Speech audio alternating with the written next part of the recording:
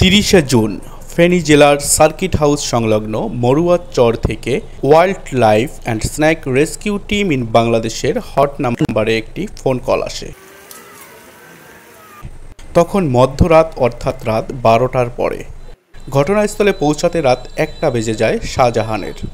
WSRTBD এর সাধারণ সম্পাদক মোহাম্মদ শাহজাহান এর কাছে এই সাপের মূল্য অনেক বেশি। তিনি রাত দিন একাকার করে সর্পরক্ষায় কাজ করে যাচ্ছেন। লালমনিরহাটের শাহজাহান চাকরি সূত্রে থাকেন ফেনীতে, তাই সেখানেই কাজের ফাঁকে সাপসহ বন্যপ্রাণী উদ্ধারে ভূমিকা রাখছেন। সেদিন রাত 1টায় ঘটনাস্থলে পৌঁছানোর পর দেখতে পারেন সেখানে 3টি পদ্মকোকড়া সাপ জালে আটকানো অবস্থায় ছিল এবং তিনি তা উদ্ধার করেন। এতে যেমন স্থানীয় মানুষ চিন্তামুক্ত হয়, এই সাপ 3টিও প্রাণী বেঁচে যায়।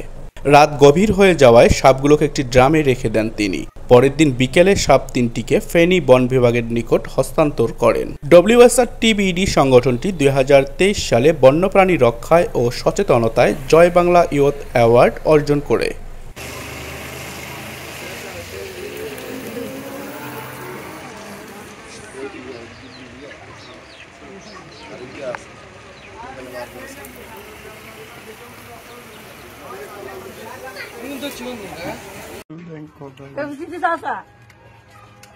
Dia 2, 3 dia.